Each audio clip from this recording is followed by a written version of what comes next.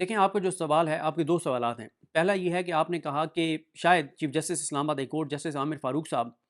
के बारे में ये तासुर था कि वो जो उन्होंने इमरान खान साहब को साइफ़र केस में बरी किया और शाह महमूद कुरैशी साहब को, तो इसका मकसद ये था कि वो उसी तरह की चीज़ें कर रहे थे जो मलिक शहज़ाद साहब ने की, तो मलिक शहज़ाद साहब को सुप्रीम कोर्ट ले आए और आमिर फ़ारूक साहब भी इसलिए ये चीज़ें कर रहे हैं कि वो ये पैगाम दे सकें कि अगर आप मुझे ऊपर नहीं लेके जाएँगे तो यहाँ बैठ के मैं फिर इस तरह के फ़ैसले करूँगा कि आपके लिए मुश्किलात खड़ी कर दूँगा। तो इसलिए वो ये कर रहे हैं और इसी से फिर एक तासुर ये भी बना कि अब आमिर फ़ारूक साहब भी इस्लामाबाद हाई कोर्ट के 6 जजेस की तरह मतलब ऐसे फ़ैसले देंगे जो मौजूदा निज़ाम के लिए बड़े मुश्किल होंगे। तो देखें, ये ख़बर गलत है। शहर इक़्तिदार में ये जो एक परसेप्शन है, ये जो तासुर है, ये गलत है कि आमिर फ़ारूक साहब इसलिए ये चीज़ कह रहे हैं कर रहे हैं, ये इसलिए ये इक़दामात कर रहे हैं और ख़ास तौर पे उन्होंने इमरान खान को साइफ़र केस में इसलिए बरी किया है कि वो निज़ाम को ब्लैकमेल कर रहे हैं कि अगर मुझे ऊपर नहीं लेके जाओगे तो फिर मैं भी इस तरह के फ़ैसले दूँगा कि आपके लिए मैं मसला बन जाऊँगा, आपके गले की हड्डी बन जाऊँगा और आपको मुझे ऊपर लेकर जाना पड़ेगा। ये बात हो रही है। मैं इससे इत्तेफ़ाक इसलिए नहीं करता कि आमिर फ़ारूक साहब ने इमरान खान साहब को साइफ़र केस में इसलिए बरी किया कि अगर आमिर फ़ारूक साहब बरी ना करते तो ये फ़ैसला 1-1 से बराबर हो जाता। उसकी वजह ये है कि मियाँ गुल हसन औरंगज़ेब साहब जो हैं, वो कैटेगोरिकली ये बात कह चुके थे कि हम कई माह से ये अपील सुन रहे हैं, हम मेरिट्स को डिस्कस कर चुके हैं, हर हर चीज़ को देख चुके हैं और जो प्रोसिक्यूशन है, इनके जो हामिद अली शाह साहब हैं, उनसे पहले दिन ये सवाल किया गया था कि जिस तरह से इमरान खान का ये ट्रायल चला है, जिस तरह से सरकारी वकला वहाँ पे मुकर्रर किए गए, इमरान खान के वकला को बाहर कर दिया गया, जिस तरह की जिरह हुई है, जिस तरह से एविडेंस रिकॉर्ड हुआ है, जिस तरह से 14 साढ़े 14 घंटे तक केस चला है, जिस तरह रात लेट नाइट तक ये केस चला है, अदालती टाइम के बाद तक चला है, छुट्टी के दिन चला है, जिस तरीके से अबुल हसनात मोहम्मद ज़ुल्करनैन साहब ने ये केस चलाया है और इससे पहले 2 बार इसके ट्रायल को कलअदम किया था मियां गुल हसन औरंगज़ेब साहब ने और तीसरी बार उससे भी बड़े ब्लंडर्स किए हैं। तो क्या आप इस ट्रायल को सपोर्ट करते हैं कि दुरुस्त हुआ? उन्होंने कहा, जी बिल्कुल मैं इसको डिफेंड करूंगा कि ये बिल्कुल ट्रायल ठीक हुआ है। तो फिर यहाँ पे एक स्मार्ट मूव की इमरान खान साहब के बुकला ने, सलमान सफदर साहब ने और उनकी टीम ने, कि उन्होंने ये नहीं कहा कि मतलब हमें इस ट्रायल पे एतराज़ है। उन्होंने कहा जो ट्रायल इन्होंने कर छोड़ा है हमारी गैर मौजूदगी में, हम इसके मुताबिक मेरिट के ऊपर दलाइल देंगे, टेक्निकल बुनियादों पे नहीं, मेरिट के ऊपर, कि इन्होंने अपने अंदाज से जो ट्रायल किया है उसको ही हम साबित करेंगे कि इसके मुताबिक भी इमरान खान की सज़ा नहीं बनती थी जो ट्रायल यकतरफा इन्होंने किया है। देखें, अब होता क्या, अगर आमिर फ़ारूक साहब ये करते और कहते कि जी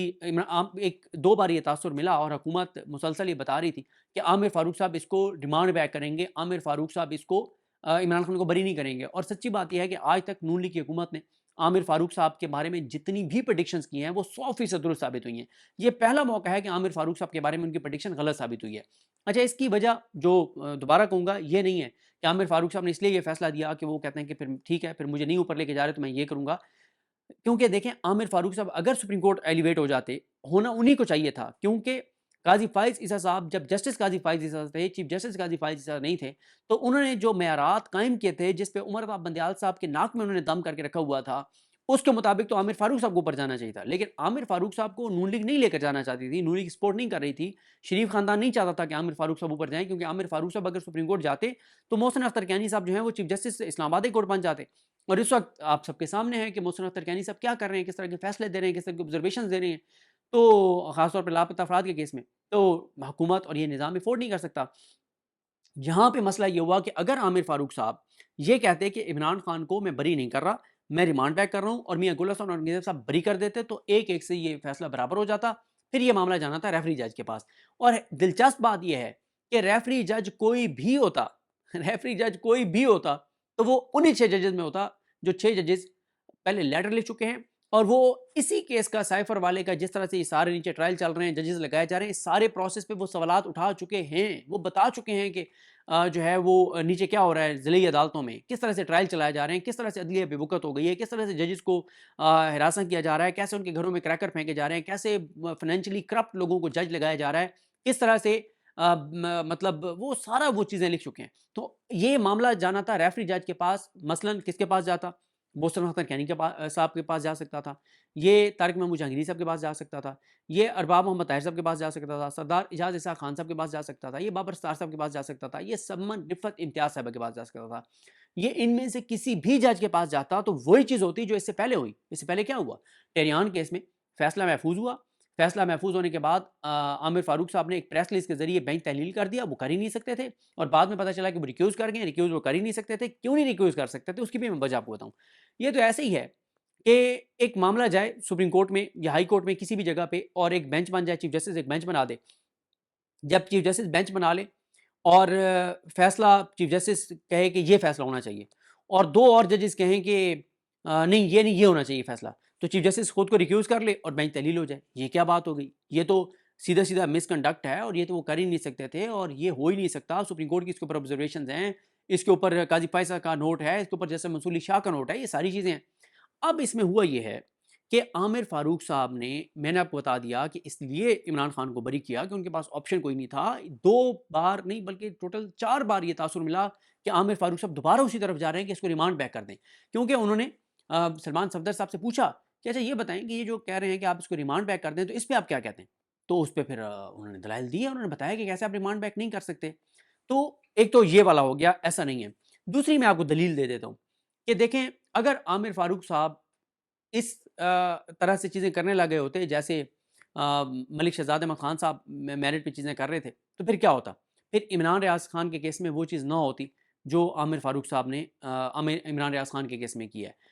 फिर आमिर फारूक साहब वो चीज़ ना करते जो उन्होंने इस्लामाबाद में 3 हलकों के हवाले से जो चीज़ उन्होंने की। उसमें क्या हुआ? उसमें ये हुआ कि ये सारे आए, यानी शोएब शाहीन साहब, आमिर मुग़ल साहब, अली बुखारी साहब, इस्लामाबाद से जो तीनों फॉर्म 45 वाले जो जीते हुए हैं, उन्होंने आकर कहा कि जनाब वो इलेक्शन कमीशन में दरखास्तें दी हैं नून लीग वालों ने कि इलेक्शन पिटिशंस ट्रांसफ़र कर दें। इलेक्शन कमीशन उसको सुन रहा है, हम आपके पास आए हैं कि आप स्टे कर दें। पहले तो हुआ ये कि जब उन्होंने पिटिशनें दायर की तो उसके ऊपर एतराज़ लग गए। एतराज़ के साथ लगे तो आमिर फारूक साहब ने क्या किया? उन्होंने जनाब कहा कि एतराज़ात मैं दूर कर रहा हूँ, आप जाके नंबर लगवाएँ। उन्होंने कहा सर वो स्टे कर दें, नीचे फैसला कर देंगे। उन्होंने कहा आप नंबर लगवाएँ फिर देख लेते हैं। इससे ये बात अंडरस्टूड थी, कमरा अदालत में बैठे हुए सब लोगों को ये नज़र आ रहा था कि जब भी कोई जज इस तरह की बात करता है, उसका मतलब ये होता है कि आप नंबर लगवा लें, अभी सुन लेते हैं। लेकिन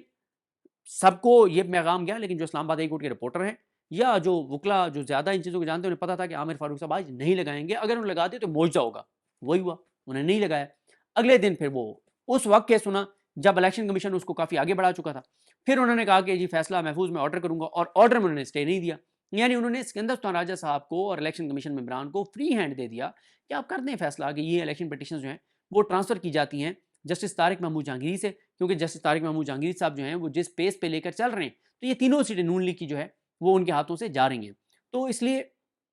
ये बात, ये तासुर बिल्कुल दुरुस्त नहीं है कि अगर ये तासुर बना शहर इक़्तिदार में कि आमिर फारूक साहब अब ऐसे फैसले देंगे जिस तरह वो बाकी 6-7 जजेस दे रहे हैं मेरिट के ऊपर, तो अब आमिर फारूक साहब भी ऐसे फैसले देंगे जो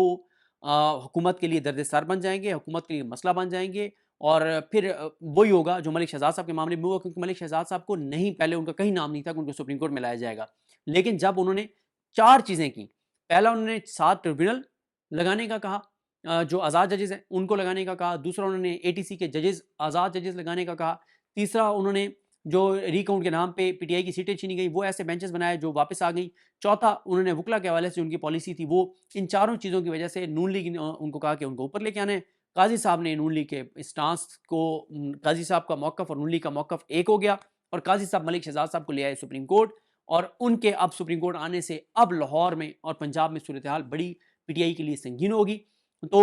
मलिक शहजाद साहब जो कर रहे थे ना, वो इसलिए नहीं कर रहे थे कि मुझे सुप्रीम कोर्ट लेके जाएँ। वो तो ज़ाहिर है अपनी लेगेसी बना रहे थे कि तारीख़ में क्या उनको याद किया जाएगा कि जब वो chief justice Lahore high court बने थे, तो वो छोटे या बड़े अमीर भट्टी बन गए थे, या वो एक आज़ाद जज थे, अपने हलफ से वफ़ा करने वाले थे, इस मुल्क से वफ़ा करने वाले थे, पाकिस्तान से वफ़ा करने वाले थे, ये फ़ैसला उन्होंने करना था। और अब उनका जो बड़ा थोड़ा-सा ये टाइम था बतौर chief justice Lahore high court, ये हमेशा याद रखा जाएगा, इसका हवाला दिया जाएगा, उनकी आने वाली नस्लों की भी रिस्पेक्ट होगी, लोग उनकी इज़्ज़त करेंगे, एहतराम करेंगे, अकीदत से उनको मिलेंगे कि यार ये मलिक शहजाद अहमद खान साहब का रिश्तेदार है, उनका करीबी अज़ीज़ है, उनकी फैमिली में से है, उनके ख़ानदान में से है, वो अज़ीम जज जिसने चीफ जस्टिस बनकर और आज़ाद जज के तौर पर अपने हलफ के मुताबिक फ़ैसले किए थे। अब आप बताएँ ना, क्या जहाँ पे अमीर भट्टी साहब के अज़ीज़-ओ-अक़ारिब हैं, क्या वो फ़ख्र से बता सकते हैं कहीं पे कि हम अमीर भट्टी के रिश्तेदार हैं? और अगर मलिक शहजाद अहमद खान के जो रिश्तेदार हैं, वो तो फ़ख्र से कहेंगे, तारुफ़ कराएँगे कि मैं मलिक शहज़ाद अहमद ख़ान का ये रिश्तेदार हूँ, और अमीर भट्टी साहब का रिश्तेदार तो बताएगा ही नहीं कि मैं अमीर भट्टी का रिश्तेदार हूँ। यानी इस तरह की उनकी परसेप्शन है लोगों के अंदर और पाकिस्तान के अंदर। इतने ये देखें, इस वक़्त पाकिस्तान जिस जगह के ऊपर खड़ा हुआ है,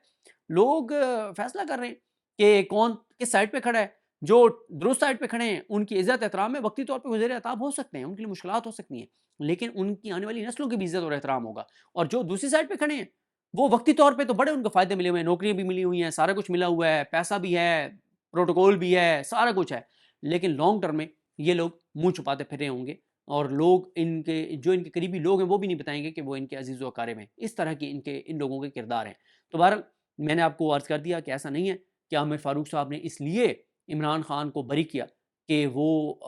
सुप्रीम कोर्ट ताकि उनको ले जाया जाए और वो इस निज़ाम को ब्लैकमेल कर रहे हैं। ऐसा बिल्कुल नहीं है। आमिर फ़ारूक साहब के पास कोई ऑप्शन नहीं था। एक-एक से बराबर हो जाता मामला। मामला रेफ़री जज के पास, किसी के पास भी जाता, वो फ़ैसला करता कि जनाब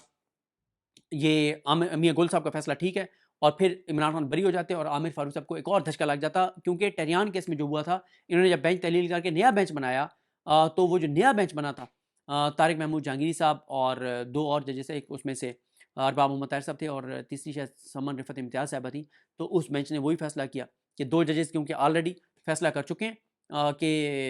इमरान खान के खिलाफ ये टेरियान केस नाकाबिल समाअत है, तो लिहाज़ा वही फ़ैसला दुरुस्त है, और उन 3 जजेस ने बैठ के और वो 2 जजेस के फ़ैसले को अपहोल्ड कर दिया। तो आमिर फ़ारूक साहब का वो सारा मामला वो कुँ खाते हो गया, जिस तरह से उन्होंने बेंच तहलील किया था और इमरान खान का कहा था कि ये काबिल समाअत है और ये केस चलना चाहिए।